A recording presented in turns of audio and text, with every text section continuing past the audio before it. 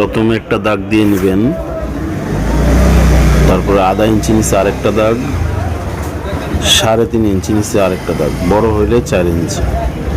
আমি এটা 36 বডি 3.5 ইঞ্চি। তারপরে হাতা যা 2.5 ইঞ্চি কফের জন্য বাদ দিয়ে আমি 23 ইঞ্চি দিচ্ছি, যেহেতু আমার 22 ইঞ্চি হাতার লম্বা। নিচে আরেকটা দাগ দিবেন,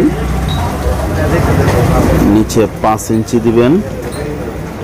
এখানে যেহেতু বডি 36, আমি 9 ইঞ্চি দিলাম। 9 ইঞ্চি বডি কাটছি যেহেতু, এই জন্য 9 ইঞ্চি হাতার ইয়াটা কাটতেছি।